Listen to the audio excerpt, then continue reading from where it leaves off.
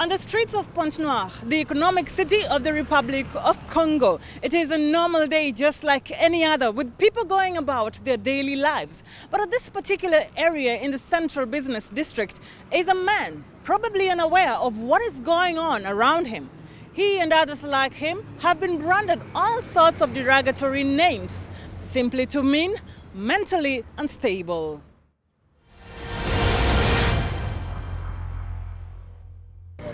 A few blocks away is this girl. Her name is Mixiana Laba. You might think she's also mentally challenged, but she's not. She disguised herself this way in the hope of drawing attention to the plight mentally unstable people face. Her street show titled Blind Reality is a subject close to her heart. She says these individuals abandoned on the streets are also human beings who deserve to be well treated and well taken care of. The 22-year-old comedian and budding film director says speaking about the reality of the mentally challenged people seems like taboo that nobody likes to talk about and receives little or no public attention. Je suis très touchée par la vie des fous de notre ville. I am very touched by the life of the mentally challenged in our city of Pointe Noire. So I decided to do this, to try to awaken the Congolese people for the management, awareness, so that we can find a solution for them. Why not build an asylum?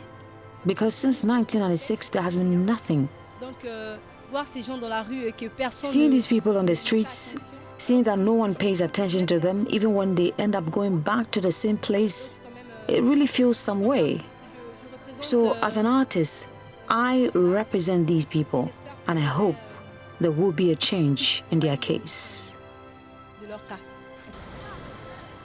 By the time she's almost done with her spectacle, a large number of curious onlookers has already assembled to find out what this is all about. What she's doing is good. I'm very happy. I was scared at first because I thought she was crazy.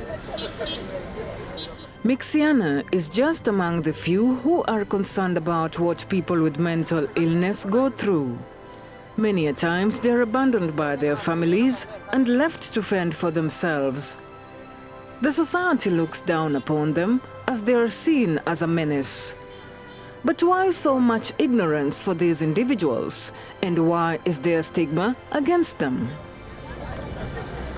It is often said that in a family, everyone is important, even a mental patient. I think mentally ill patients are always and still important. We can always do what is necessary and grant them what is rightfully theirs. These are people like us. It's just that they live in another world, but they are like us. As artists, we have a duty to be the voice of the voiceless, to push people to understand this phenomenon, to be there for them and to support them. They are sick like those who have malaria. It's not witchcraft.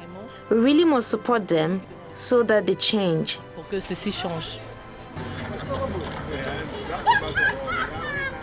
In most African societies, mental illness is associated with witchcraft. Thus, seeking medical attention is not always the first option. Some seek divine intervention in places of worship. But what do health experts think about the situation of the invisible yet devastating condition? The place where you have to go is the hospital. It is at the hospital where you be cared for, not elsewhere. But of course, everyone is free to decide where they want to be assisted and treated. But generally speaking, all those patients who go to see the healers in the church, they always end up coming back to us and give us reason. According to the psychiatrist, the challenge in the treatment of mentally ill patients in the region is the doctor-to-patient ratio and the inadequate mental health facilities. The care of the mentally ill is complex. It must not be limited to the taking of drugs. There are many other things. For example, in terms of psychotherapy, and to do all this, you need to have adequate structures. Because a patient who is suffering from psychosis or depression as a result of a problem he has must be treated medically and psychologically. And even for the hospitalized patients, we do group therapies. But we cannot do that today because the structures don't allow it. Nous ne pouvons pas le faire aujourd'hui parce que les structures ne nous permettent pas. Nous sommes l'unique hôpital de référence. We are the only reference hospital in the sub-region. We take into account patients from Pointe Noire, from the department of Kwilu, Niari, Buenza, Likumu, some part of Cabinda in Angola, southern Gabon, and even the DRC. Patients come, but we can't hospitalize them. We are basically an outpatient post. Les hospitalisés. Donc la prise en charge est encore ambulatoire.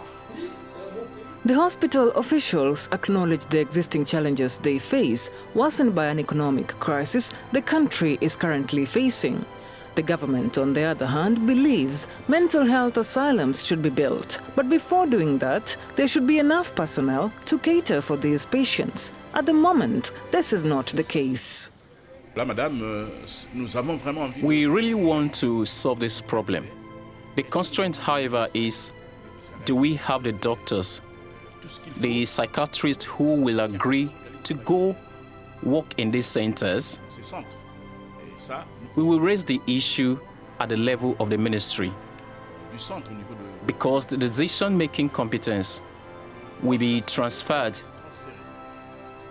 And the transfer of competence that we will do, there are three areas: education, health, the road maintenance. So for health, it is the city, the local community that will build some hospital facilities, and therefore, within this framework, we can build centers for the mentally ill.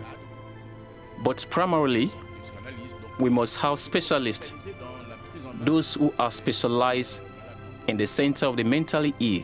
We need all this data to make a decision. With no help in sight for the mentally challenged patients, Mixiana says the journey of raising awareness for mental illness has just begun, as she is not planning to give up this fight anytime soon. She says she will only stop when authorities in the country will stop neglecting the mentally unstable patients by fully taking good care of them. I don't want to fail this, and I don't want to be negative. I don't need to think otherwise. Where I am now, I say to myself, yes, it will be okay. It will be. We are going to have a solution for them. People will be treated. There will be an asylum. There will be a follow-up by the doctors. Even though I know it will take time, but I want to keep this faith alive. I want to believe that things will change. It's so hard for me, but I will continue. I can't stop something that is not finished. As medical doctors will tell you, as long as you have a brain, you too can suffer mental illness. This is because the brain is a part of our bodies, just like the heart or the kidney. And this information is vital to fight the stigma against those with mental illness and instead offer solutions and help to those affected. Reporting for Africanews, I'm Lynette Bahati, Pointe Noire, the Republic of Congo.